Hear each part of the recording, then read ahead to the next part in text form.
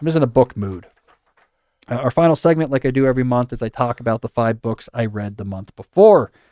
So we're in September now, so I should be reading about the books I read in August 2023. All right, so these were all mainly read when I was still up in Hanover at the Montgomery House as part of my Montgomery Fellowship.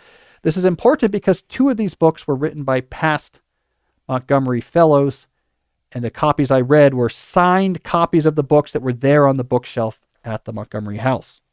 So the first one of those was At Home in the Universe by the system biologist Stuart Kaufman, former Montgomery Fellow, former MacArthur Genius Grant winner. This is a public-facing book about, he does a lot of work on self-organization, how complex systems can arise in an emergent fashion. How, for example, if you have enough reactive chemicals just mixed together in a soup, there's a high chance that among these interactions is going to emerge a self-sustaining autocatalytic system. His work ties connections between biology and complexity theory and other types of mathematics. Anyways, I love this book. I'm a nerd for that stuff. As a theorist, as a computer scientist, I've done a reasonable amount of work at the intersection of algorithm theory and biological systems. So this was speaking my language. And I liked that it was a signed copy. And knowing that this guy, Kaufman, was in this house back in the 90s, thinking about these thoughts. The second book I read was The Soul of an Octopus by Cy Montgomery, who I believe lives in New Hampshire, Vermont. I think maybe New Hampshire. This book, I picked it up at bookstore, a Still North bookstore up in Hanover, New Hampshire. Shout out. I picked it up randomly. It's a science nature book that got a lot of acclaim. I think it was a finalist for a National Book Award, won some other nature science writing specific awards. It was not what I expected. So I thought this was going to be a real deep dive on how octopuses think and their brains and their evolution and their cool features. And there was a lot of this, but really the core of this book is that it's a novelistic look at the human characters. The book is actually about all of these interesting, often in some ways, broken human characters who found healing through interactions with this animal. So Cy is spending a lot of time at the Boston Aquarium, the New England Aquarium in Boston, and it's the volunteers there, the person in charge of this exhibit. You get this novelistic look at their inner life and how their interactions with octopuses in some sense healed them or saved them. So it's a book about people, and the octopuses in the book are there to draw out this kind of nuanced picture of humans and life and meaning. And it's like, oh, I see why this book won all these awards. It wasn't what I thought. So it's a really cool book, The Soul of an Octopus. The only thing that's a little weird about it, and maybe I'm just alone about this, the way Cy talks about being touched by an octopus. So there's a lot of time is spent at the New England Aquarium. The octopuses would come over and like wrap their tentacles around your arm. The way she talks about this is that it's just self-evidently the coolest, best thing you could ever do. It's like, is there anything better than having octopus tentacles wrapped around your arms? I mean, it's almost weird to the degree to which she fetishizes being touched by octopuses as this like self-evident thing. It's like, combing the mane of your pony type, just like what could be better? And it did not hit me that way. I was like, this is weird and gross. And the octopus is going to face suck my face. It's going to pull my arms in and rip my nose off with its beak. I would be terrible. It's weird and slimy and they're hard to get off. So that's the only thing that was really weird about this is like, I don't think Cy made the case that this is actually something that normal people like, having octopus. She's like, immediately in the book, she's obsessed. I had to get back. I had to get back and have another encounter with the octopus. So that caught my attention. Demio seemed weird and strange. I'd be afraid of an octopus, but anyways, really good book. The next book was not good at all. One of the worst books I've read recently. But you finished it. I got it from the Hanover Library and I was like, oh my God, I'm just going to finish this. All right. I feel bad. I met him once, but he's not going to listen to this. That book was Abduction by Robin Cook. Not a good book. I like Robin Cook. This is the first time ever that you've talked about a book like this. I just didn't like this book. So this was, he wrote this in the early 2000s. I don't know. He's phoning it in. Robin Cook, Obviously writes typically medical thrillers. His first book, which I read earlier this year and talked about on the show, is fantastic. His thriller Coma is a fantastic thriller. Most of his books are medical thrillers. He was a former doctor and he lives on Beacon Hill and writes these cool books. I really like him as a writer. I went to hear him talk at the Beacon Hill Civic Society once, and I like a lot of his books. This book is so damn weird. It's okay. Here's what it's about. And I kept thinking early on, like, it's going to be in their head and it's going to shift. No. These people are in a submarine. They're doing deep sea drill repair or something like that, right? Mm-hmm. Which is fine. He knows, Cook knows about this world. He was involved in early Navy experiments with deep sea diving. He was on submarines. So all these details are cool. They get sucked down this sort of vent at the bottom of the ocean. Okay. And discover that there is a race of people who live between the Earth's like crust and mantle in a giant underground civilization. And they've been there for hundreds of thousands of years. People just live under the earth. And we didn't know about it. And they all speak English, and they have all this technology. And basically these people are just down in this world of people who live underneath the earth.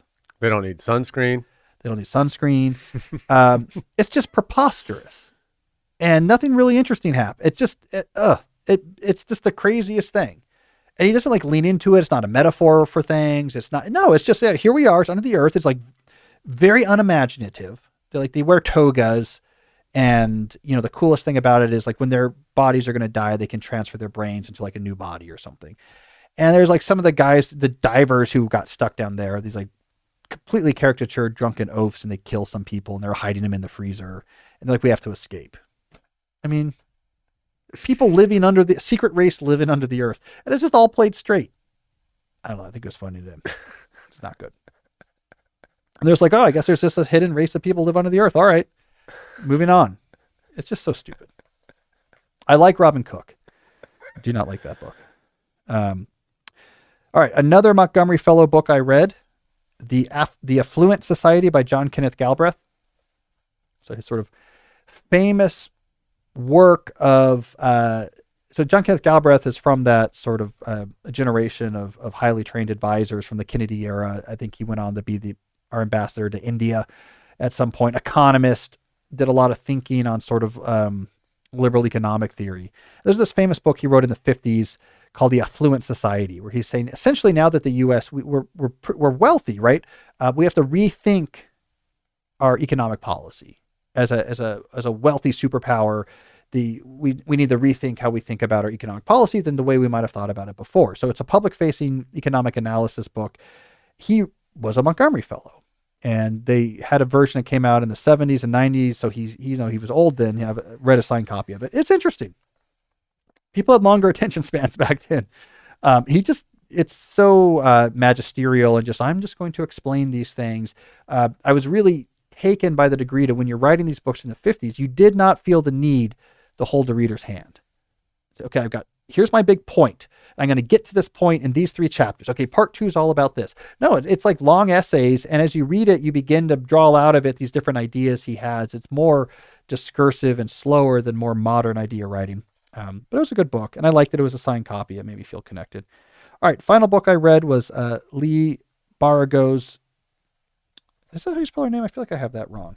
Ninth House. Can you look that up, Jesse? The book Ninth House. I want to make sure I'm saying her name right. This was a novel. So I started reading this up at Dartmouth because this is about Yale, but it's about what if the secret societies at Yale actually knew how to do magic. And it was like dark kind of bad magic. And so all these societies were hiding all this magic, and there's like a murder mystery, and the main character is part of this house that's supposed to just supervise the other houses. And it's like, it turns out this is a genre called Dark University. But I was like, this is cool. We're up at Dartmouth. Dartmouth has its secret societies. We were showing the boys the Tombs, which is a secret society. There's a concrete Egyptian tomb, and it's unclear how you even get in it. It's like one of the secret societies at Dartmouth. You get tapped to be in the tombs, and then you go do secret things in this building. And,